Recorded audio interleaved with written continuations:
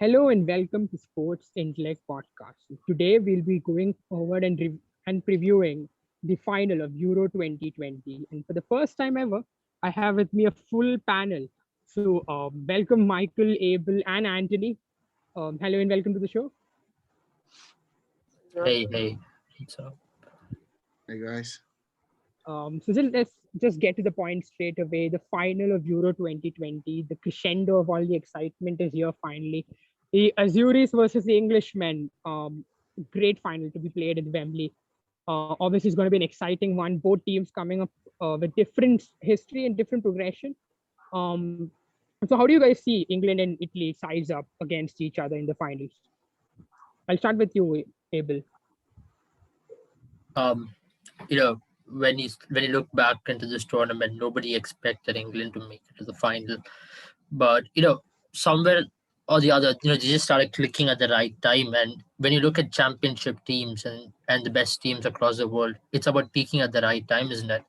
If you look back to the first game which they played against Croatia, people would say, "Nah, this is not a team which is going to make it to the final," because they were playing a conservative brand of football. They were not exciting, and the game against Scotland really put them down. And the fans were against them. There were troop against Gareth Southgate. Even in our podcast, we did discuss that can Southgate overcome the big giants, and for me, the biggest test for England was the Denmark game because they were put under pressure for the first ever time, and Denmark were pressing pretty high. England were 1-0 down. The memories of Croatian game in 2018 coming all over again. Can they can they make it to the final?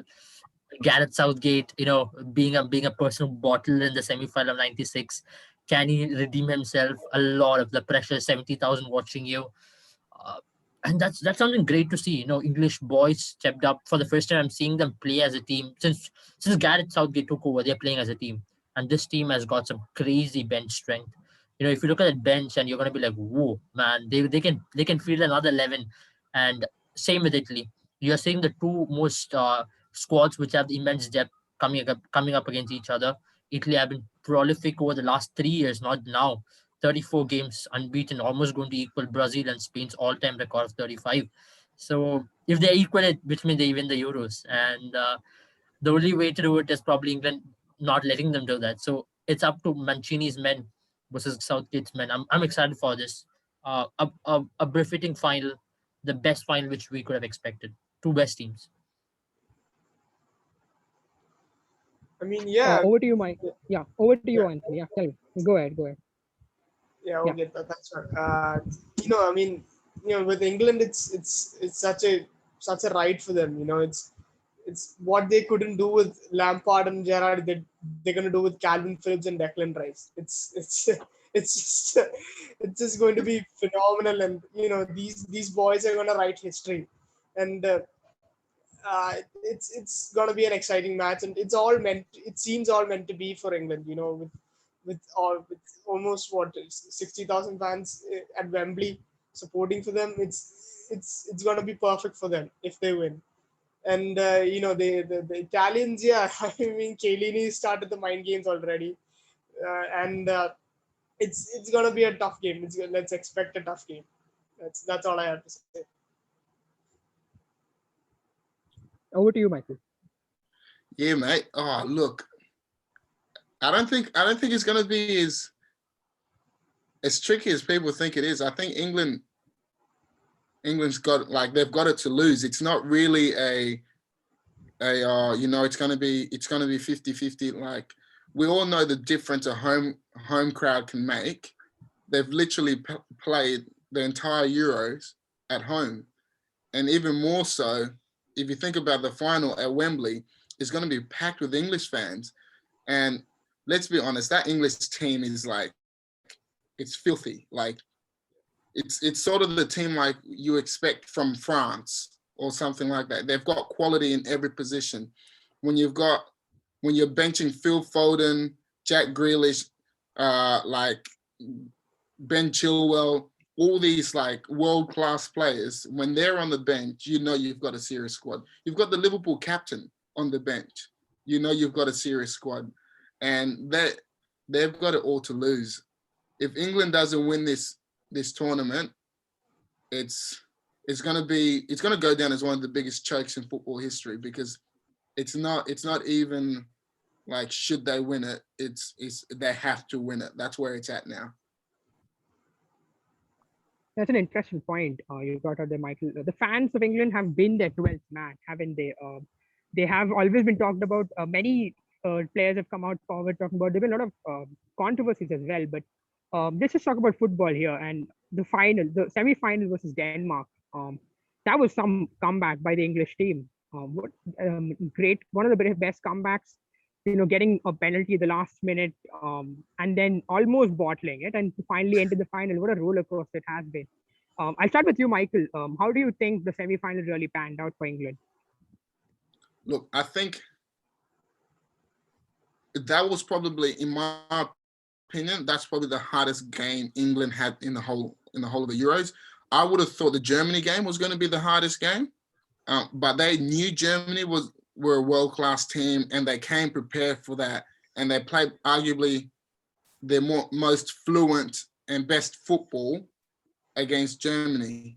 But their game against Denmark, it wasn't a game of like tick-a-tack or anything like that. Maybe there was like passages of it, but it was what we call in football an ugly win. It was an ugly win. It wasn't pretty.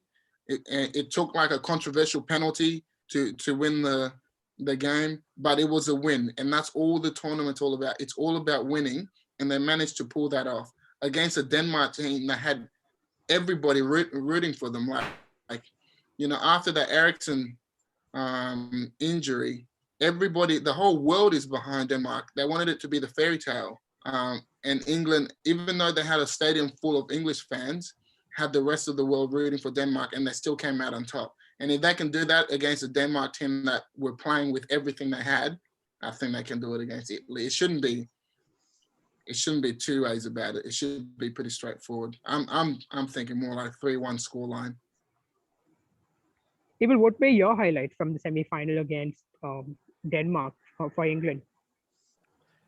For me, everybody's talking about the penalties. And since that match, the final whistle was blown. People are talking about laser lights, penalty, a lot of unwanted stuff. Let's talk about that one incident before that penalty where Harry Kane was pushed down in 73rd minute. It was a clean pen, wasn't it? And nobody spoke about it. Nobody spoke about it. No, everyone's like, it's like the world against England. It's already been there.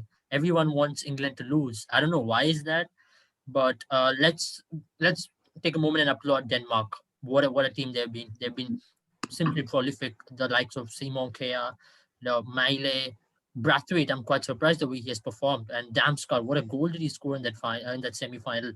And for me, the moment was England coming back. They kept their composure throughout.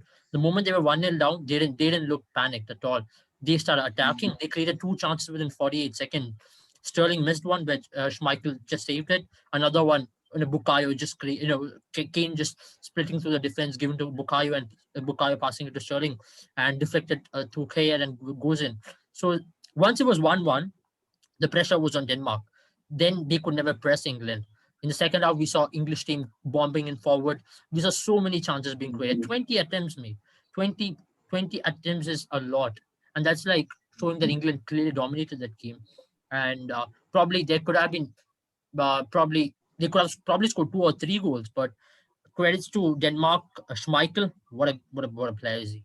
He saved yet again a couple of brilliant chances out there.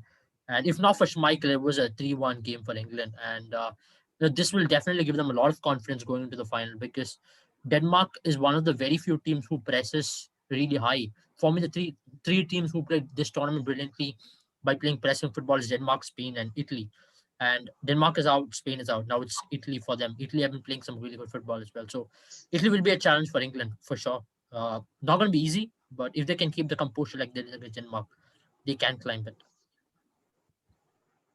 Let's talk about Italy's semi-final with Spain. They have not had much challenges, Italy, haven't they? They've coasted through most of the tournament ever since their first match against Turkey itself. We have seen what Italy can do, but Spain really troubled them, didn't they? What do you reckon, Anthony, was really pressure that was put on Italy? Because what was the reason that Spain was really able to put pressure on Italy and take it to the penalty? Yeah, I mean, it's the the manager changed the tactics. I mean, bringing on Dani Olmo, at the start in the starting lineup and taking off Morata, doing the false nine stuff. I mean, yeah, and the centre backs, as world class, as legendary as they are, or they are going to become.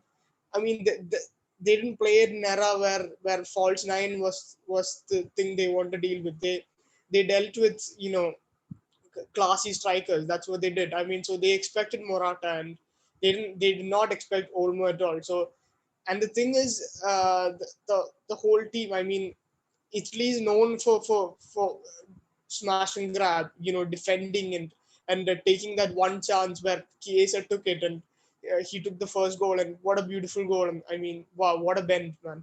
And I mean, as Spain came back, and deservedly so. They kept on pushing, and they kept on pushing, and Morata was the guy who scored the goal, which he clearly deserved. I mean, what he's been through, and we go to the penalties, and I mean, it was, and it's, I don't know if he has a curse or something going on in Morata's spirit or something. I don't know. I mean, he's just, it's like he's meant to have these bad moments, man. I mean, and it's, I feel sorry for the guy, and that guy should have better for the talent he's got, and for what he's been through. And Italy, yeah, I mean, when the penalties came, we saw from the coin toss, it was obvious that who was going to stay calm, and who's going to stay cool, and who's going to finish all those penalties. And yeah, I mean, what a finish by Jorginho, man. I mean, whenever Jorginho takes that penalty for Chelsea, I'm thinking, I mean, I just hope the keeper commits to somewhere. And this was such a defining moment. This was such a amazing moment for Jorginho, for what he's been enduring from the mainstream Chelsea fans, and for what he's been through for the last couple of years, being criticized endlessly for his flaws, and he clearly deserves it. Taking that winning moment, man. So yeah, I mean, Italy all the way. I mean, they are ready to suffer, and they are ready to attack, and that's what you need from a proper team. Abel, what do you reckon is the reason why Spain is really able to challenge Italy?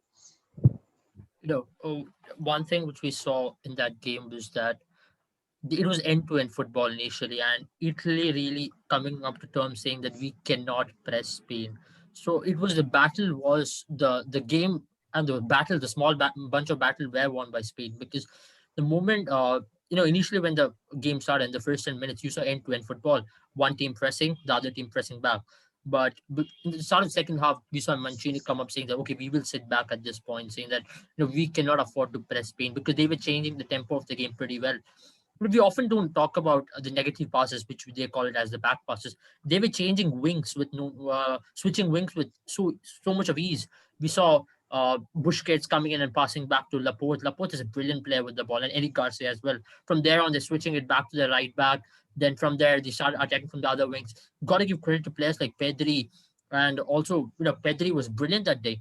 Pedri 100% pass accuracy in 90 minutes. That's something which not a lot of players have it. And technically, when you talk about playing with the ball, Spain are a much dominant side, and they're known to play that sort of football, isn't it? Because they're filled with talent, such a young squad. I'm sure they're going to be a force to reckon with in the World Cup of 2022, because they're going to have likes of Ansu Fati coming in, and a couple of other players as well. Maybe Abel Ruiz, who's known to be a good striker in La Masia and in Spain's circuit. So if they can build up on this squad, and credit to Luis Enrique, man, they overachieved quite a bit, and feel really bad for Spain for missing out on the final spot. If you ask me, maybe they did deserve for playing that 90 minutes so well. They were too good, man. They were absolutely good in the 90 minutes. You can't even take away anything. If they would have capitalized on those chances which Pedri created, they would have won that match 2-1, or maybe even 3-1. So that's been Spain's story throughout the tournament, not capitalizing chances, and yet again they have to suffer with that. See, one of the biggest questions that have been raised against the Italian defense, which has been really stellar, throughout the tournament is the age of the center backs. Chiellini and Bonucci are both about 30. In fact, Chiellini is almost 30, is 36. So there's a lot of question on pace and stamina when it comes to such a final, which might even not be 90 minutes. It could be 120 and penalties as well, as high stakes finals too.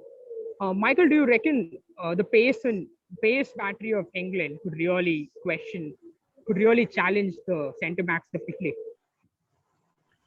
Look, I don't think necessarily it's going to be the pace of the game, because you got to keep in mind these guys have been playing professional football their entire lives. They can play 120 minutes and come with still, and they still have some in the tank. I don't think it's going to be the pace of the game necessarily. It's going to be it's going to come down to the fact that England have scored a goal in every game bar one, which was against Scotland. They've scored a goal in every single game they've played in, and they haven't just scored a lucky goal. It's always been brilliantly worked goal. They should have won 2 here, they should have won 3 here, but they only won 1-0, and it's been convincing victories. There hasn't been a like, oh, England's lucky to get away with that. We haven't had one of those games before. And the only goal in the tournament they've conceded is from a set piece, a free kick, and that was in the game against Denmark. So they've got a solid back line, and they're almost guaranteed to score goals. Italy's strength is the fact that they keep clean sheets. The question is, are they going to be able to keep a clean sheet against England? I don't think so. I think Raheem Sterling is on fire. He's going to create something, and there's definitely going to be a goal in the game. And if England can do what they've been doing and keep a clean sheet in this game, or play half as decent as they've been playing the rest of the tournament, I think it's game over. Harry Kane's way too well classed. The 2 centre backs are not going to be able to contain him for a full 90 minutes. And even if they do, you've got Raheem Sterling and Phil Foden and Jack Grealish and all these other players that will get more space to be able to do what they do. I think Italy's going to struggle. You reckon the biggest challenge for someone like Italian team is going to be they're not going to have Spinazzola, because on the left hand side you might see Sterling bombing forward, isn't it? That's it. Who's going to stop him? You got Emerson, who spent the whole season on the bench at Chelsea, so he's not going to be sharp enough, and he hasn't played every game for Italy either. So, and on the other side, if you start Saka, he's in the form of his life. If you start Grealish, he's playing phenomenally. So all these attacking players are playing such good football. It's like, who in that back line is going to be able to stop them for a full 90 minutes? And even if they do, Italy's star player of this tournament has been Jorginho. You guys have mentioned it. He's been the star player of the tournament. But England have Mason Mount. He's the hardest working footballer in the tournament. He's going to press him and not give him any time. What are Italy going to do to get out of that press and to be able to free Jorginho to create space, to actually create chances in this game? They don't have pace necessarily. They've got, technically gifted players, but they don't necessarily have pace to say they're going to hurt England on the counter attack. England's got Luke Shaw, Kyle Walker, really fast players in the back line. So I can't really see what Italy's going to do, unless there's a mistake from the English team. I can't actually see what Italy's going to do to pull this game off. And if they do, I have to take my hat off to them. But I'm throwing all my eggs in the same basket, and I'm going to say England's going to take this one comfortably. Anthony, over to you. Do you think that England's going to be able to breach, or rather, Italy is going to be able to breach the fortress that English defense has been?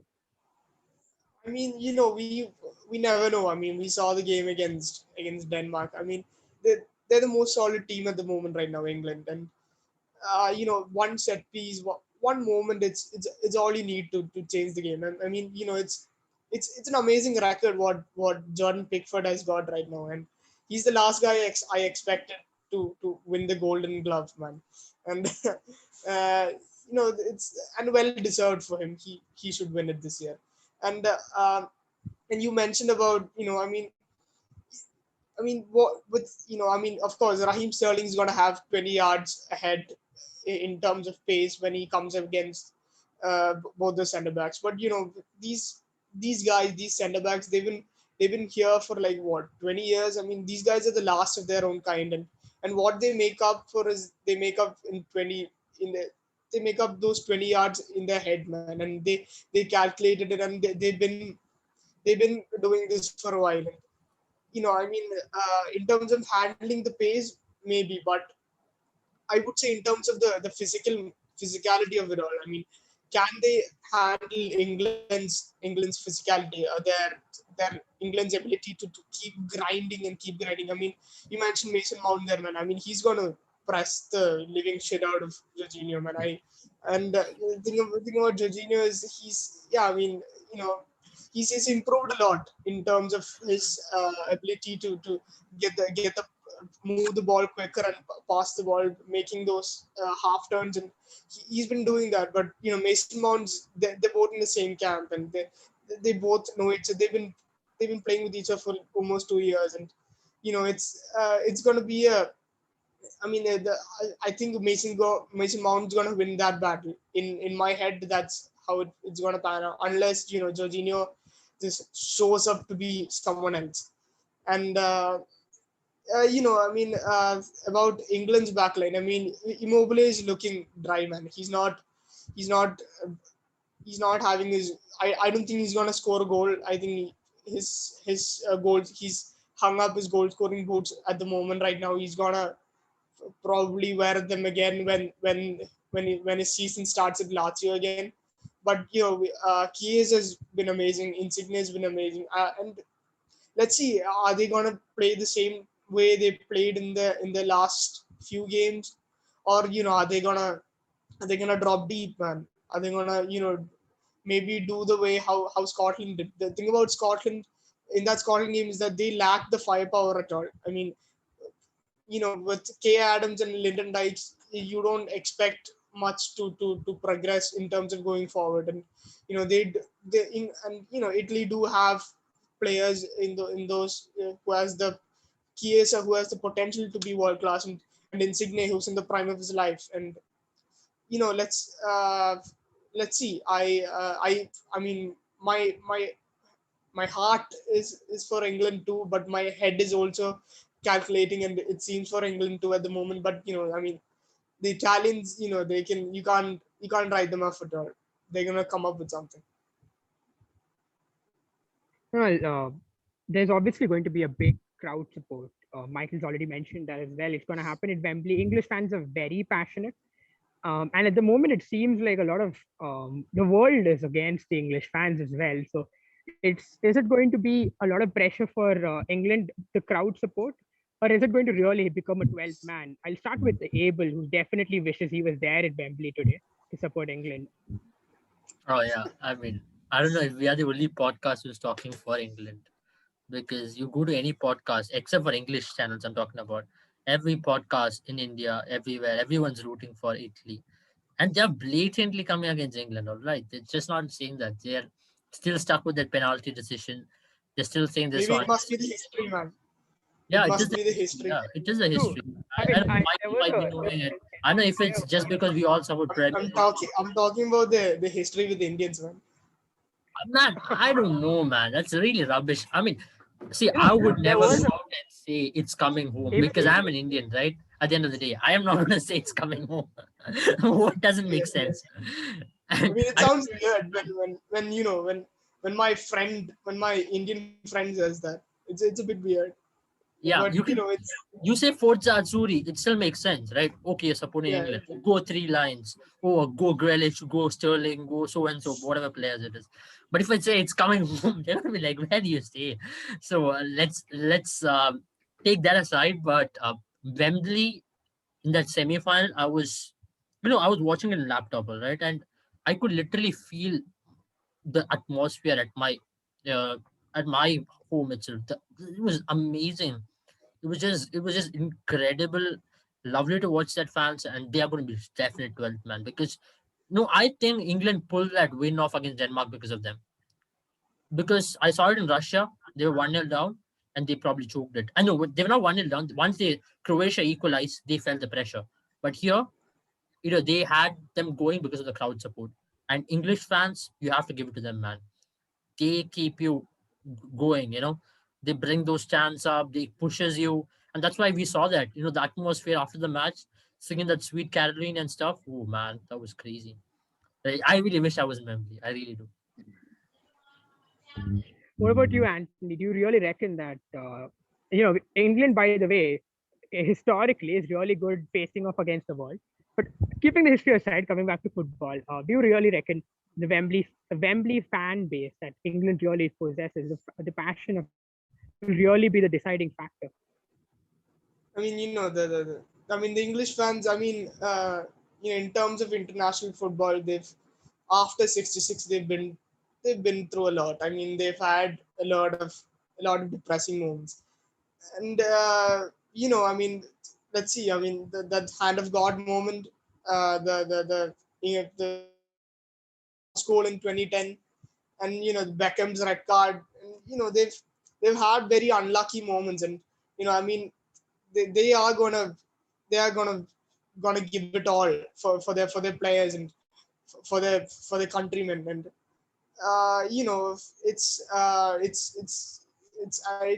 it's admirable to see that passion. And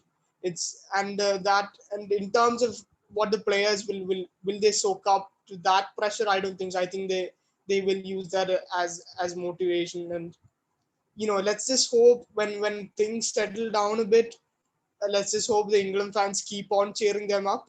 I mean, I hope the England fans should be doing that, or else I mean, the Italians, they might take advantage of it. And because it's amazing what the fans in the stadium can bring to the game, can bring to the result. I mean, it's clearly visible from I'm seeing it from a television. And the differences in how teams play. And it's amazing. And the English team is going to need that. They clearly are going to need that. Michael, over to you. How do you reckon the Wembley fans are really going to play a part in the game?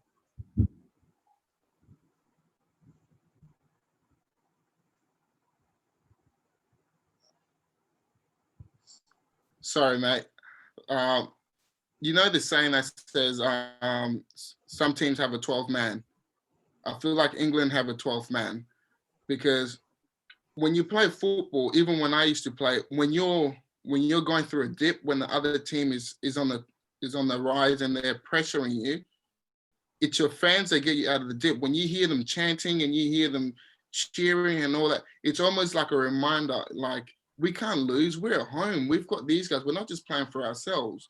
We're playing for these guys. And with England, it's not just like, 2,000 people or 5,000 people. It's a whole nation.